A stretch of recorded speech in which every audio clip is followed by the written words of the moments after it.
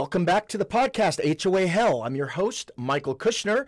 With me today is Sam Kill, Senior Associate at MBK Chapman. Sam, good morning. Good morning, Mike. Great to be back with you.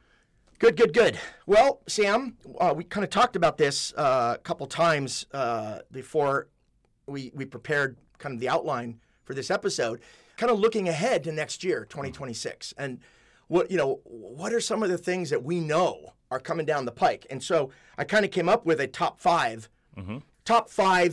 disputes that I think are going to dominate our time, at least as lawyers specializing in HOA law on the homeowner side in California. And so today we're going to talk about the top 5 disputes that Sam and I think are going to be the hottest disputes in California for 2026. Right. Kind of get you guys ready to, or prepared for that. And what's coming. Not to be doom and gloom, but these are highly important topics, and we're already seeing this manifesting. Right, and which is why. Now we've talked about several of these already, including very recently. And so some of these aren't going to come as any surprise for any of you. In fact, if you've listened to the last 3 or 4 podcasts, you're already going to know one of them that I'm going to talk about, which is the number one that we'll get to in a minute, okay? Because it's absolutely going to be probably in the top 2 of the hottest topics next year. So we're going to basically look ahead to 2026 and break down the 5 biggest disputes that we think are going to dominate our time as attorneys representing homeowners. And if you live in an HOA in California, you're going to want to know what battles are coming so you can look for them and maybe prepare yourselves, okay? So let's jump right into it. Battle number 1 out of our 5. And what does it relate to, Sam? AB 130. AB 130. Yeah. We have talked about AB 130 at least 3 times on this podcast, dedicated episodes. I've written at least 3 or 4 articles that are on my website, mbkchapman.com. And this issue isn't going away. It is not going away anytime soon. And it will be primary next year, okay? Well, it's the most recent seismic shift in this area. Massive. Seismic is the right word, okay? All over the news, newspaper articles all over the state, articles. They're coming out. I was one of the first to jump in to the fray, and many lawyers have followed. If you followed our last episode where we talked about the latest, we went into detail. So the fallout from that AB 130, which generally speaking, among many other things, capped HOA fines at $100, which is one of the 2 good things that came out of that law. There's a couple of things. The rest of it was terrible. But there were 2 little things. One of them was that, and one of them was no more interest and no more penalties, attached onto fines themselves. Okay. But as we predicted, the fallout has been generally along the lines that Sam and I predicted on the air, both prior to and after its effectuation, which was June 30th this year. And we're already seeing HOAs confused about what they can and can't do, about board stacking,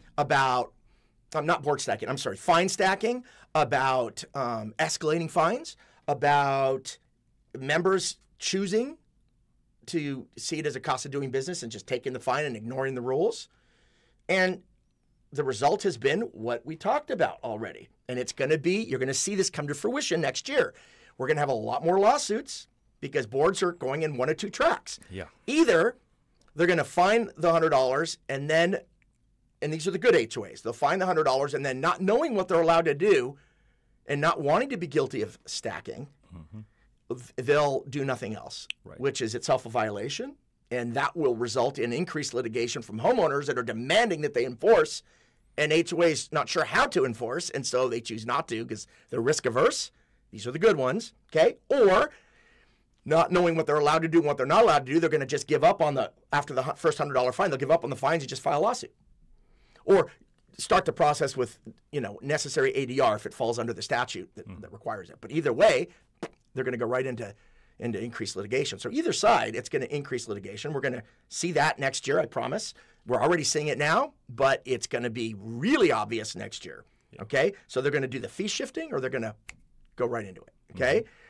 And the takeaway is that these enforcement battles are heating up now. It's just the beginning, okay? So we'll find out what happens next year. Anything you want to add on 130? No. I mean, it's like we said, it's a massive deal. A lot of interest there from homeowners, and we can see the disputes brewing up right now. So I think giving the viewers and listeners a heads up in terms of this crossing over in 2026 next year is exactly right. It's going to manifest in so many different ways, and the homeowners and boards will be at odds in every which way you can imagine on this issue. I hope, I don't hold my breath, but I hope that the legislature steps in on its own. Yeah. There has been so much press and so many comments on AB 130. I'm hoping, but I don't hold my breath because I've maintained this all along. AB 130 was never actually intended to accomplish what it supposedly is intended to accomplish. Helping homeowners with high fines and addressing that as a problem and solving it was not the reason for this law. No. And if you looked at that San Francisco Chronicle article that came out last week, she actually dug a little deeper into how this was kind of a last-minute add-on. Yeah. Right. And it didn't go through the normal committee procedures and everything that laws are supposed to. You're not supposed to just ram it through. Yeah. Fall ass backwards into something and ram it through. You're not supposed to do that. No, definitely not. It's so irresponsible. Definitely not what it purports to. It's definitely not what it purports to accomplish with respect to the HOA side of things. Right. Yeah. All right. So needless to say, we're just seeing the tip of the iceberg here. Okay. Yeah. So that's enough on battle number 1, AB 130. Let's go to battle number 2, insurance premiums and coverage gaps. Yeah. We had an entire show on this, Sam, a couple months ago. We did, as I recall, on this very issue. So kind of bring me up to speed. Talk to me about that. Well, there's a lot when it comes to insurance-related issues, right? But for HOAs, I mean, this is really critical, and especially in a state like California. We saw what happened with the fires. We've had, rainy seasons. All these various issues that have kind of contributed, and along with kind of the broader environment in the state of California that has forced a lot of insurance carriers to move out of state or stop providing coverage. Stop providing coverage. Non-renewals that we're seeing. We're seeing a lot of gaps in terms of coverage with associations. We actually saw some very large insurance companies, for example, and this isn't related to the HOA part, but we saw some large insurance companies, for example, that used to be, used to write a whole bunch of private, insurance policies for people's homes, just stop writing new policies. Right. I mean, they didn't cancel policies for existing insureds, but they aren't writing new policies. Right. Well, we're seeing that same thing, right? That's Absolutely. what you're talking about? 100%. And what else are we seeing? I mean, ultimately, you're seeing a lot, and a lot of. Let me just kind of briefly note this. Yeah. Many CC&Rs and a lot of these HOAs that we encounter as part of the work we do have certain requirements as far as line item coverages and their CC&Rs, and we're already seeing boards cutting corners. Right, because just to remind everybody, and then continue. Yeah. Just to remind everybody, there's only a couple of kinds of insurance that HOA boards are required by law to have. Yeah. For example, the fidelity bond. Right. Okay, for errors and omissions on the part of a director. Right. But just because HOA, and that was a big part of our episode, you guys are going to be surprised to hear your HOA doesn't have to have normal liability and all this. Correct. But we also talked about in that show. That being said, most CC&Rs do require. Thank goodness, by the way, but do require HOAs to carry insurance, and they actually say they'll say something like, you must have X amount of dollars worth, $2 million or whatever. So I think that's where you're going. That's exactly right. So even though the Davis-Stirling Act does not make it mandatory or compulsory, the CC&Rs fortunately do, right? I mean, most of them. I mean, I would say 99%. And what are we seeing then? Because those aren't changing, right? They're not amending. They're not changing. So guess what? The boards will actually cut corners, and this was what I was alluding to, and not provide adequate coverage, or even in some cases skip certain portions of it, which is not in compliance with the requirements under Give me an example of cutting coverage. What do you mean by that? So let's say that general liability designates a certain limit under the CC&Rs, right? Or Some a minimum. of them do, right. Or a minimum. And the board will get coverage, although it's half of that amount. So let's say your CC&Rs require $2 million. You're saying that the board will only coverage, pay for only $1 million. For $1 million. And they're doing that, why? And they'll justify that on the surface of it as saying, look, the cost, all else being equal, this is all we can afford. Right. So what's happened is rates have gone up so monumentally that what used to used to pay to cover $2 million, Right. now covers $1 million or less. Substantially less than. And so they're saying we can't double our spending. Yeah. So we're just going to cut back on that. Can they do that? Absolutely not. And why can't they do that, Sam? They can't do that because they're mandated by their governing documents, and they have a fiduciary duty to maintain a certain minimum. And guess what? They have multiple avenues and tools of actually making up the cost to maintain that level of coverage. Including the worst case scenario, but I'm sorry, folks, it's the way it is, special assessments. Exactly. That's exactly it. And by the way, there is a mechanism for HOA boards that want to carry less insurance, which is never a good idea. But if you want, I think insurance is always worth its weight in gold. And I like to say you can never have too much insurance. I don't think it's possible. Agreed. Mm-hmm. But you can always amend your CC&Rs. Just go through the proper channels and amend it. That's right. Here's something else. I don't know if you remember this from the prior episode, but this is something else that's happened. Let's say your CC&Rs require you to have, a certain amount of full coverage, liability and property damage of X amount. Mm-hmm. And you maintain that. The HOA raises rates, whatever, it raises dues, whatever, to keep up with that. So they've complied with their fiduciary duty. They maintain that. But let's say as part of that policy, because when these CC&Rs and stuff were drafted, there was never contemplation that some of what's happened could happen. True. Okay, that there would be an exodus out of the state of California. Thank you, legislature. But there would be an exodus out of the state of California, and so they couldn't have contemplated it. So it was kind of very broadly worded in the governing documents. But let's say the insurance company says, okay, under this this plan that we've always had, we've always included exterior elevated elements like balconies and things like that, but we're now going to pull that from coverage. Mm-hmm. So the HOA is technically in compliance by carrying the type of insurance they're supposed to at the right amounts, but one of the most costly items or elements or components that used to be covered is no longer covered, and homeowners aren't going to know that unless they ask for it. They have a right under 5200 to demand a copy of the policy. Unless they ask for it and read it, they won't know this, but suddenly there's no coverage for balconies. That's an excellent point. And they need to really go through it and vet it with a fine-tooth comb. Only because of the shenanigans that have gone on. Yeah. And look, I'm the first person to say I don't like insurance companies. I really have a very hard spot in my heart for them, okay? I do not like them. But for better or for worse, we sort of need them at this point because things are catastrophically expensive. And so what's happened is if these people leave the state or they stop offering coverage and your HOA is not making the difference up, then one way or another, if something catastrophic happens at your property, somebody's got to pay for it. And that somebody is not going to be the state of California, most likely, unless, and it's happened. I mean, legislature has passed emergency legislation to cover stuff like that, but it's probably not going to be that. It's going to be you guys. Now, we talked about this, there is some state coverage available, and that's not the important part. The important part is there's a bunch of non-traditional sorts of ways to get coverage that we talked about in that episode. I urge you to go back, and I also to read my article on that subject that I wrote months ago. I talk about some of those alternatives, including HOAs grouping together. Right. Okay? Mm-hmm.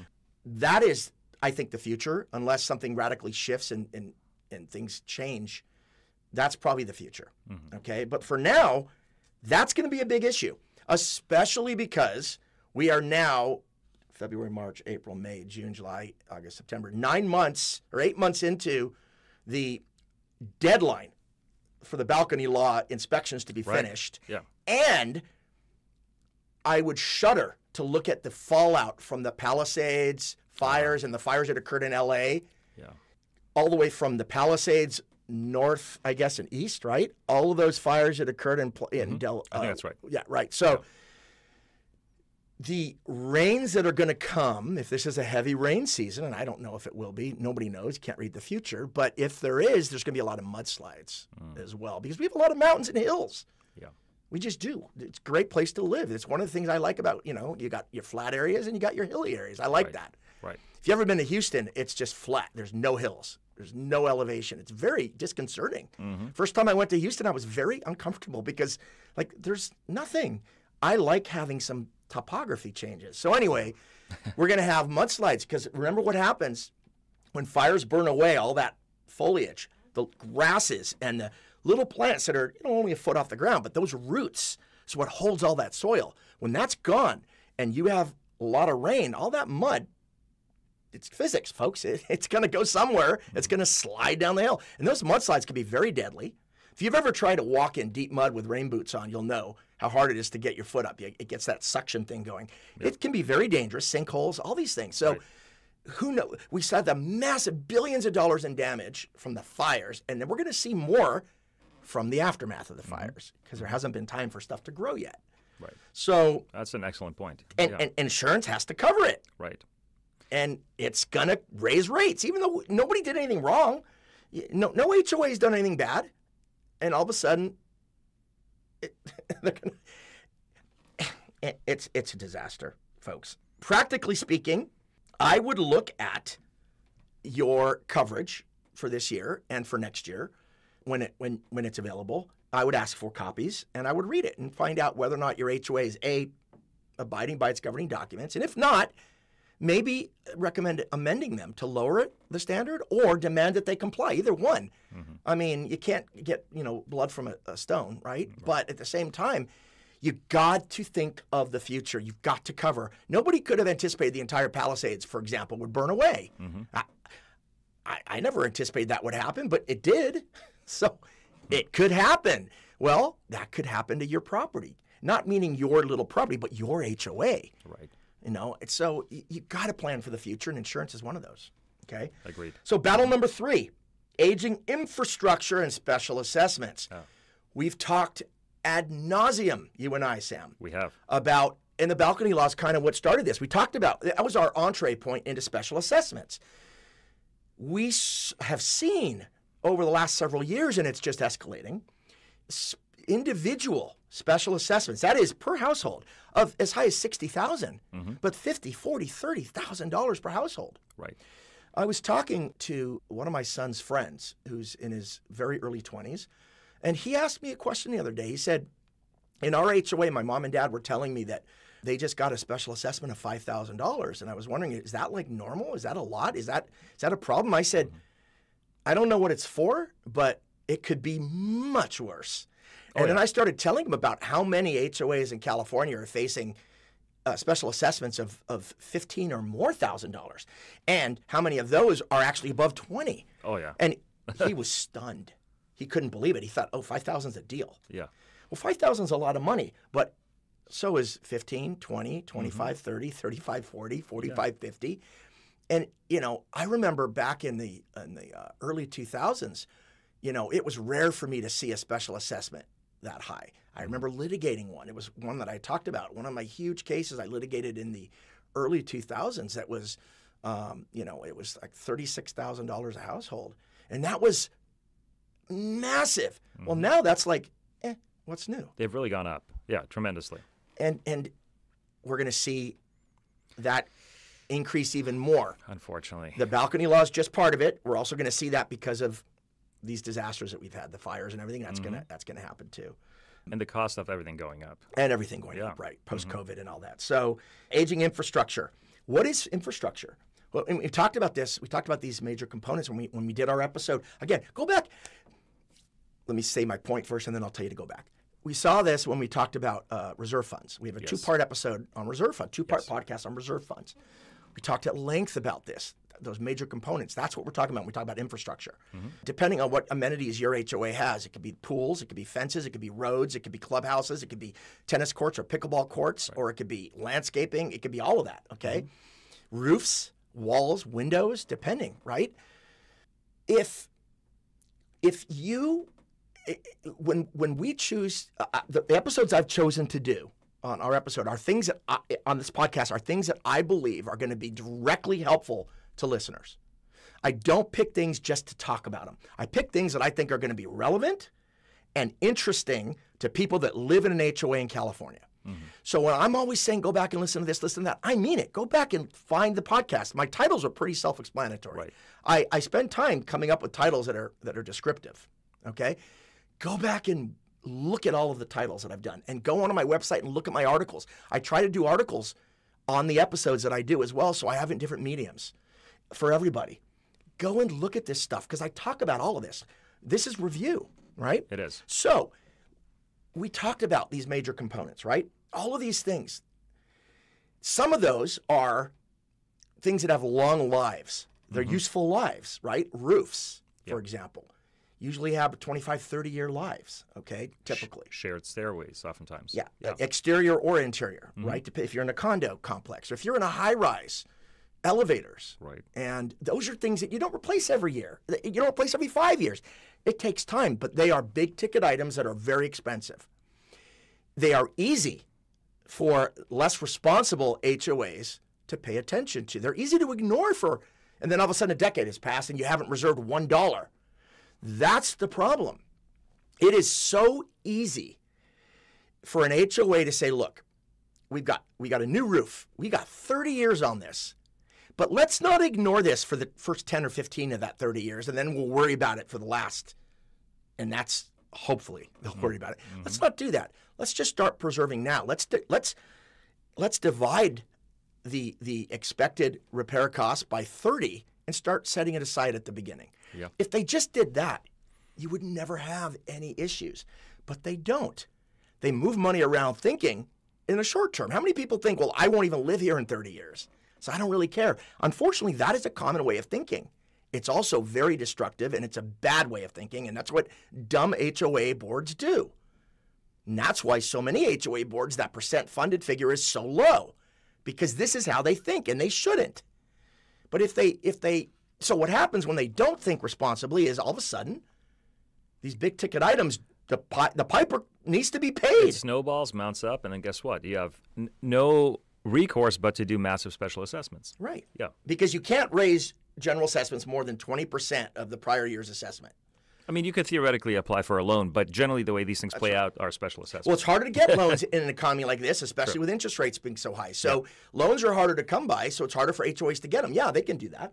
Another way to fund special assessments is often HOAs can negotiate loans for their members, right? But it's harder to get a loan right now. And so these things, eventually the piper has to be paid. And these big ticket items are the ones that are multi-year, happen to be the expensive stuff. That's right. And if those come due as aging infrastructure, because balconies fall under this a lot, hopefully the balcony law is going to help. But you know how many HOAs are completely non-compliant? They haven't even done their initial inspection, which was required 8 months ago to be finished.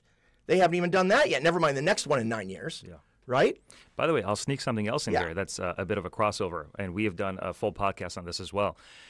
Most of these bad HOA boards that are derelict and pre-planning, right, in terms of the financial aspects of it and reserves. Irresponsible, yeah. Irresponsible. They also tend to be very negligent in terms of the ongoing maintenance, right? I mean, which we've discussed ad nauseum as well, extends the lifespan of these common area components. Which helps, to get that full 30 years, you can't ignore it for 30 years. You've got to actually do regular maintenance, okay?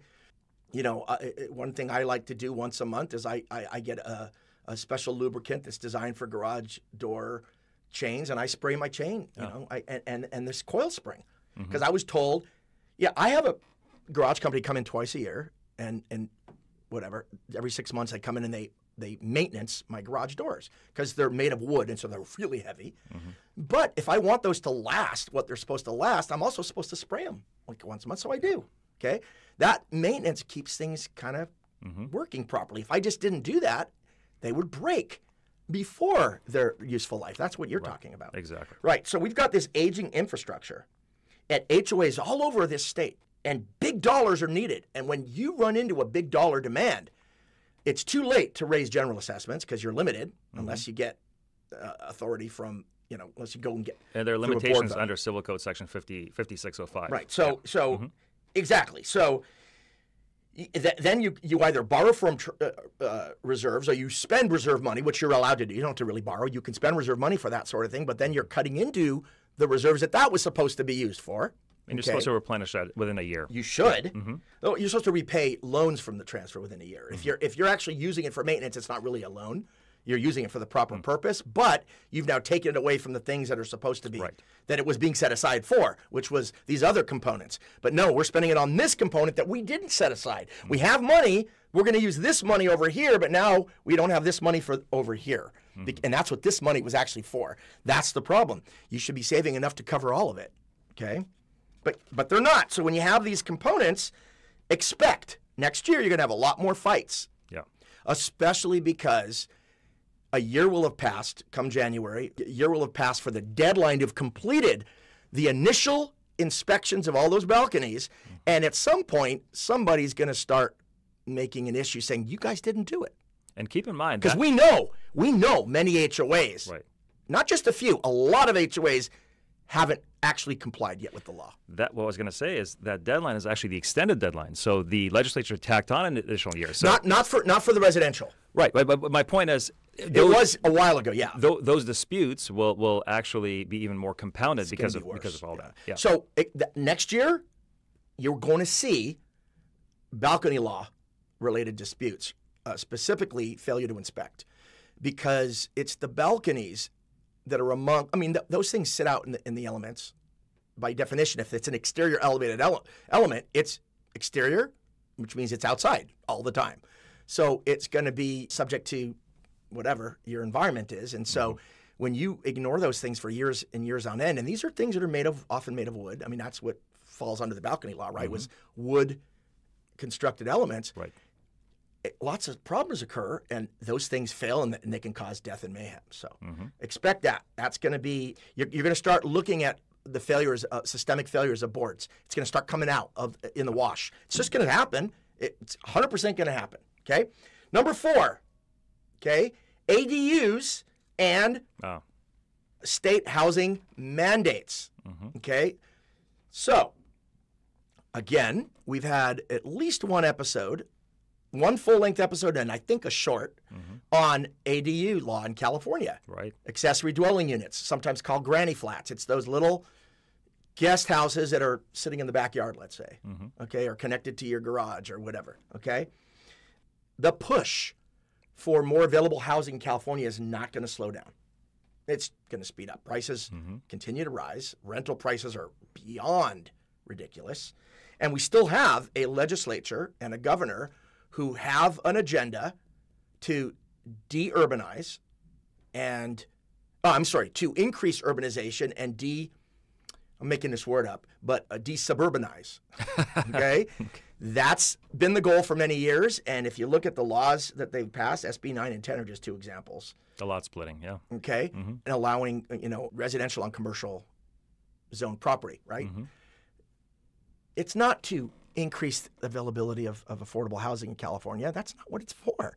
It's to get people out of the suburbs, which are wasteful, according to certain political perspective. It's wasteful, bad for the environment, and to urbanize, get people clumped in cities, in high-rises, which is the most efficient use of space. Well, I'm sorry, but I don't want to live in a city. I couldn't do it. I couldn't live in a big building. I want to have my house. I want a yard. That's what I want, okay? Well, a lot of people in our government don't want that. They don't want me to have that option. And they're doing everything they can. They almost got a law passed that would allow developers to come into your single-family home neighborhoods and build apartments. Oh, wow. It's ridiculous. Thank God that failed, okay? But ADUs are protected, right? Tell me about the ADU law.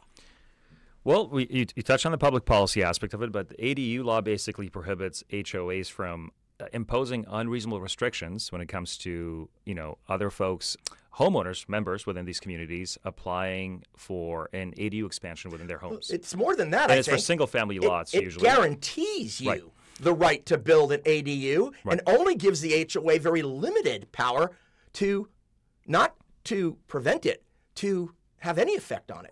Right. Tell me about what are the couple of things that HOA can do? Right.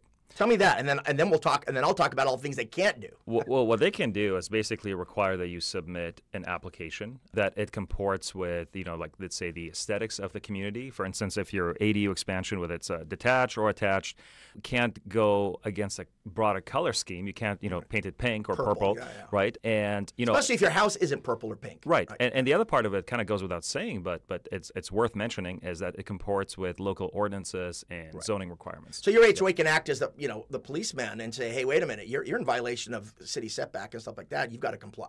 Well, they can't enforce that, but they can have their own community requirement. Well, I think they It's can compliant. enforce it. I think they can. They can be the police.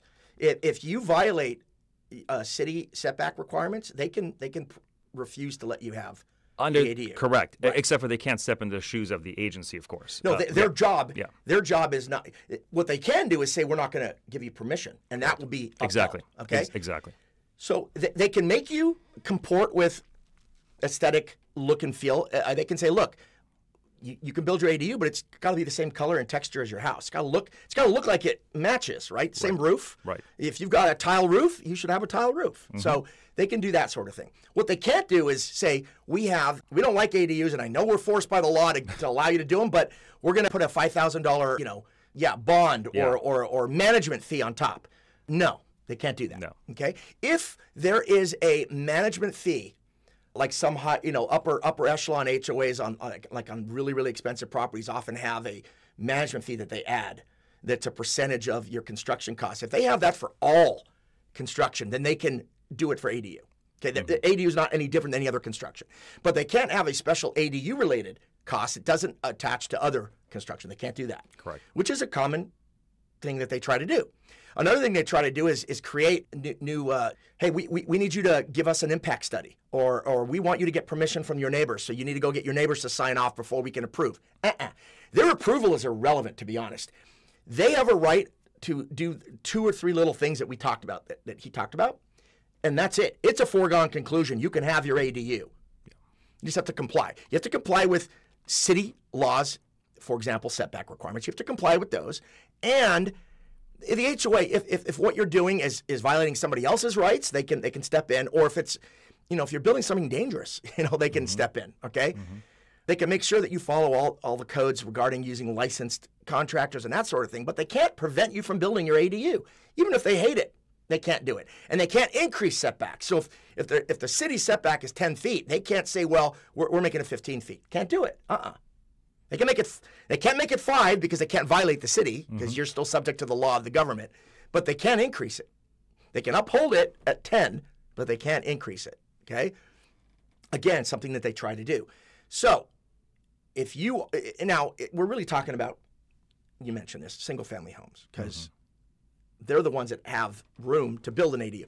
You can't build an ADU on common area property. So if I live in a condo, I can't go onto the roof and say, hey, I'm building an ADU, guys. It's mine. Well, common area, even in single-family communities or planned unit development communities, right, detached. I'm building an ADU in our park. No. No, you can't do that. It's got to be on your property. It's got to be on your land.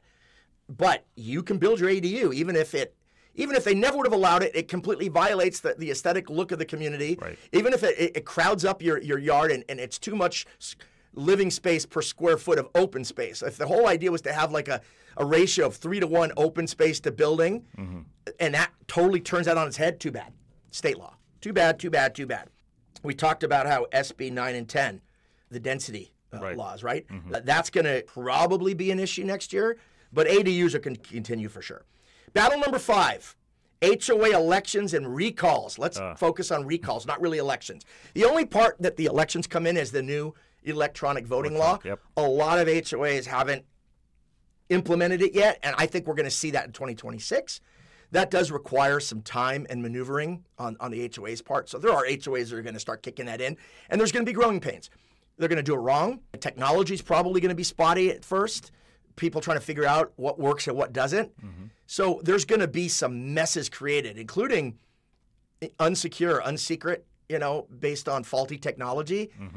That's kind of to be expected. Right. It's a major paradigm shift. Right. From paper ballots, but for the HOAs that go in that direction and then amend their governing documents accordingly and then start to try to implement that, there's going to be mistakes made, and it's going to cause tension and some issues that are not bad faith or anything. They're just natural when you have something brand new.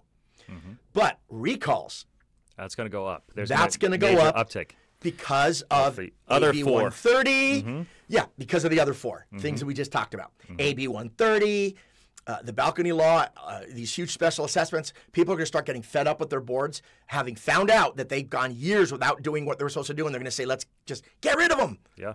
New board. And you're going to see recalls go through the roof. So that's going to be a new thing. Recalls are going to become very common in 2026. That is Michael Kushner and Sam Kill's prediction for 2026 is that we're going to see an increase of at least 30% on recalls. Yeah, if you go to Vegas on that, I would place a wager. I would place a good wager on that. We're going to see that.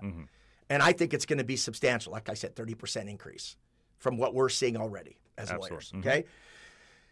Because of these other things we're talking about today, okay? So we did a podcast on recalls. We did. And how powerful a tool it is for accountability and how really easy it is. Compared to things that you can do that cause a major kerfuffle, that's one of the easiest ones. Yeah. We're talking about a major kerfuffle, okay? Things that make people scramble and have to spend money, have to spend a lot of time, have to do a lot of things. People have to bounce around and do things. A recall is one of the easy ones to cause this kerfuffle. So it's a big deal, and it's a powerful tool. So again, read the article on my website, read or watch the podcast we did on it. But no, we're going to see some big fights on that. Yeah. As HOAs, especially the bad ones who don't want to be recalled, start the shenanigans that they always try, right? They try these shenanigans to try to prevent the recall or kibosh it. And as homeowners begin getting wise by becoming more educated, by watching podcasts like this or reading vigilant, articles like mine, they're going to become wise to this stuff, and it's not going to work anymore. And then, of course, bad HOAs are just going to get more creative and figure out new ways, and then we'll talk about those. Okay? But that's it. Those are the 5, right? Okay? Enforcement of AB 130, skyrocketing insurance costs, aging infrastructure, and the rise of the increased rise of special assessments, ADUs, and manipulation of elections, and the increase in recalls are going to be the 5 items that are going to go like gangbusters next year. You guys are forearmed, forewarned, for everything. It's happening, okay? And those things will be front and center, and we'll be here to talk about them again as things progress. But until next time, if you like this episode, please hit the like button and be sure to subscribe to our channel, HOA Hell, if you haven't already done so. If you'd like to leave a comment, ask a question, you can do so at any time. We'd love to hear from you. And until next time, have a wonderful day.